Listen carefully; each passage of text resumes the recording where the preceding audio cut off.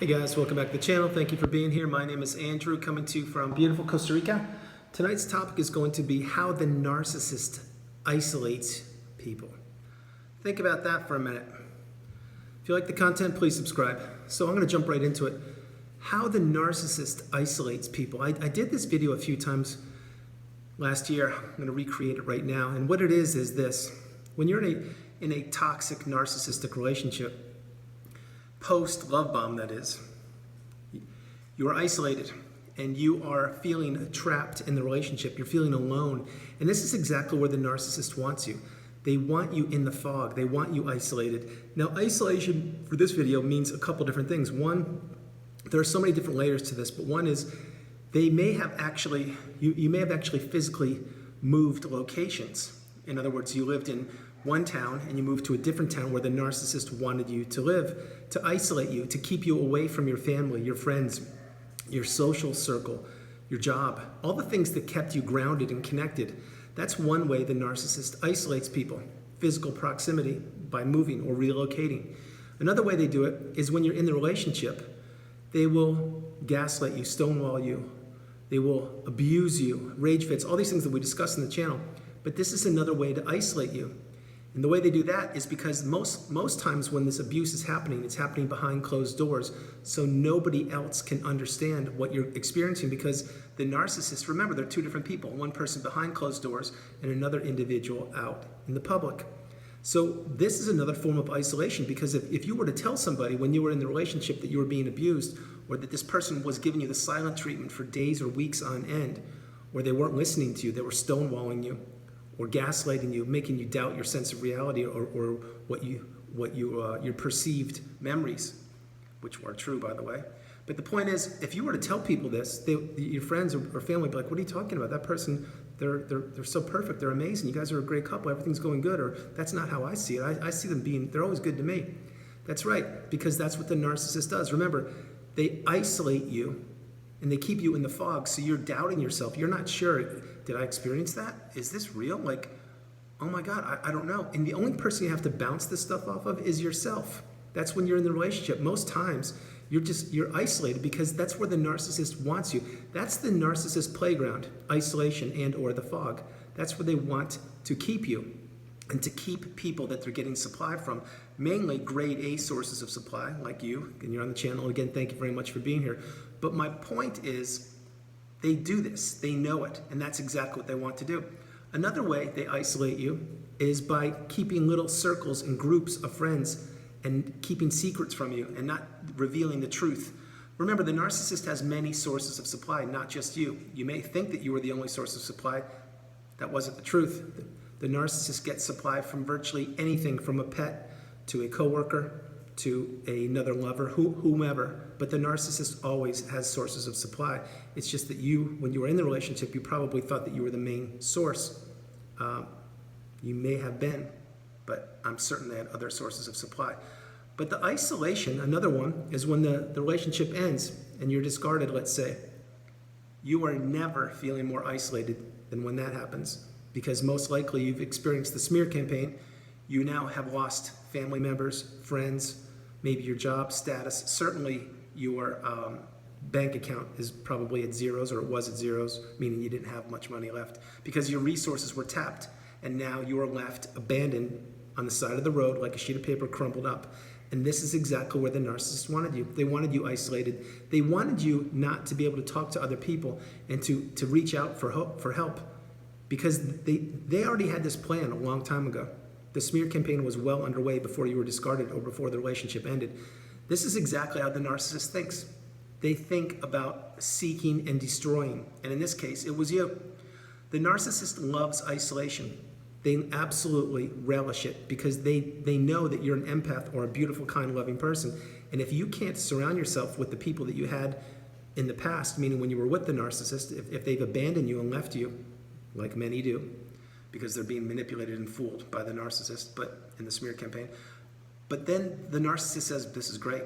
I'm crushing this person.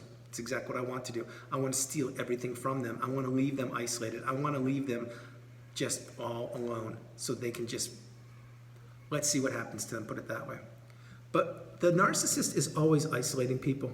Watch this one, a simple example. You have a doctor appointment at 5 o'clock. The narcissist is supposed to pick you up. By the way, you don't know the person's a narcissist yet, but you have plans. They're going to pick you up at 4:30, take you to the doctor at 5, and you're going to get your checkup, whatever you're doing. And they don't show up till 5:30, 5:45. They isolated you again. Yeah, they didn't make the appointment, but they did it on purpose to isolate you, to make sure you didn't get the help from the doctor. Play that again. It's another way they isolate you. The isolation tactics of the narcissist are cruel. They're manipulative. They are on purpose. They're meant to keep you in the fog, to keep you from people that you can interact with and bounce things off of and get different perspectives from. Remember, when you are in the narcissistic relationship and you don't get healthy perspectives from other individuals, I'm not talking to narcissists, but from your family or your friends or things like that, then if you don't have that perspective, then your sense of reality is you're living in the fog, which is exactly what the narcissist wants you. They want you believing in everything that they spoon feed you. That's why the narcissists so frequently, they bully you, they berate you, they make you feel less than, they invalidate you. They tell you your ideas are worthless, or how could you do that, or why are you wearing those clothes, or what's with that haircut.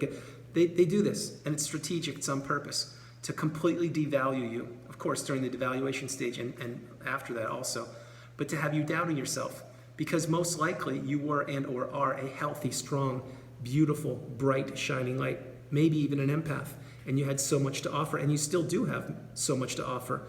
But for a period of time when you were in the narcissistic relationship, you were isolated, and it was on purpose. It was meant to steal all of your resources, every beautiful attribute you had. That's what the narcissist wanted for themselves. And again, they did get it for a period of time. Now, if you've come through the fire and you understand exactly what narcissism is, and you've understood exactly that person was toxic, that the relationship did not benefit you, and that it was a one-way relationship that only served the narcissist, then you're in a great spot if you've healed and you're moving forward. But getting back on track with isolation, here's another one, classic.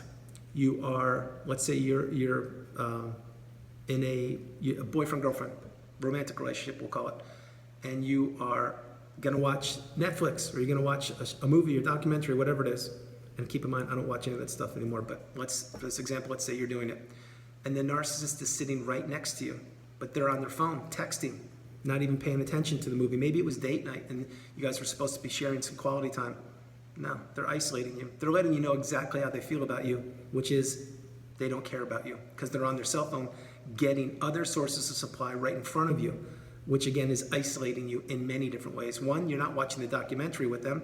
Number two, they're sitting right next to you, but they're not paying attention to you. Number three, they're getting other sources of supply right in front of you when you didn't even realize it.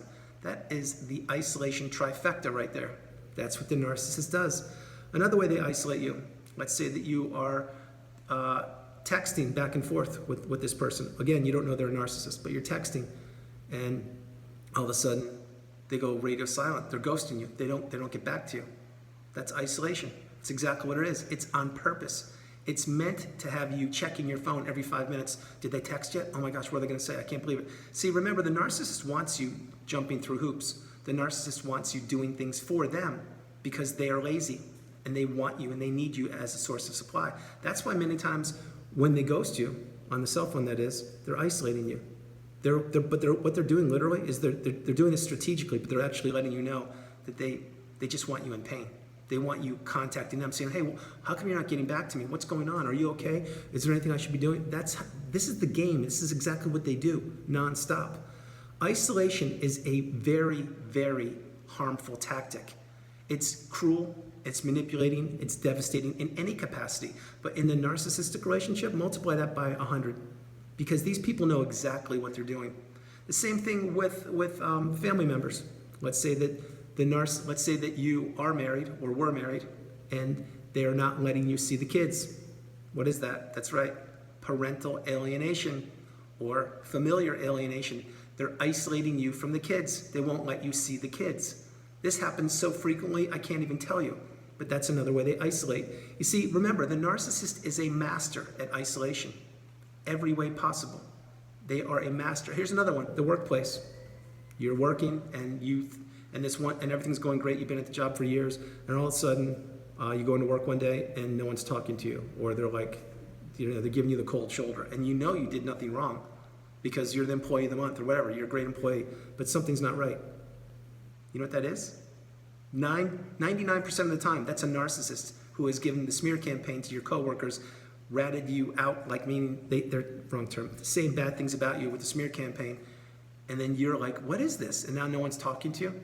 All the relationships you've built up, all the trust you've earned, all the good things you've done for the company, it's out the window because the narcissist has smeared you. Again, they isolated you. Why? Because they could. And number two, because you don't know anything about narcissism, or you didn't back then.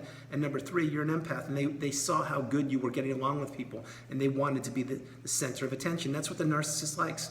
But most importantly, they like to crush people, and decimate them, and destroy them, and yes, isolate them. So I illustrated many examples of how the narcissist isolates people. Each and every one of them is insidious, disgusting, manipulating, and just flat out cruel. The list goes on and on. I could probably talk about this for the next day and a half nonstop. Sincerely, I probably could. But isolation and the narcissist, if you've experienced it and or are experiencing it right now, you know exactly what I'm talking about. It's not a good feeling. But what it does do is it tests you. It tests you like nothing else. It allows you to become fortified and to actually understand how strong you are, and that you don't need the narcissist. Actually, it's quite the opposite. The narcissist needs people. You don't need people, because you're comfortable in your own skin. You live your best life. You have so much to offer. That's why the narcissist was attracted to you in the beginning. They try to take away all of your beautiful attributes and all of the beautiful possessions that you had. And they did resources, and they did for a period of time, but no longer do they do that because now you have the education. So guys, that's the video. I hope you liked it. I loved doing it. Pay attention to red flags. Listen to your instincts and trust your gut. If something's not right in any relationship, new, existing, past, present, really identify this and see if it's a two-way relationship, if it benefits you or if you're just benefiting the other person. That's one thing. And the other thing is isolation is absolutely cruel. It's one of the most cruel, inhumane things you could do to another individual, especially when you've put your trust and love and empathy into that relationship and into that person, and they just isolate you every way possible. Disgusting, absolutely vile. Guys, that's it. I hope you liked the video. I loved doing it from beautiful Costa Rica. This is Andrew. Namaste. Have a great evening. Stay blessed, stay true, stay on the path. My hope is you are not isolated, and my hope is that you are living your best life, moving forward each and every day. No matter where you are on the planet, my hope is that you're having a great evening, great day, great morning, whatever you're doing. But remember, you are not alone. We are all in this together. We're all on the same path, just taking different footsteps headed in the same direction. And you are beautiful. You're loved. You're amazing. God bless you. I'll talk to you tomorrow. Have a great night. Bye. Oh, and I will take a shave. This is a little scruffy.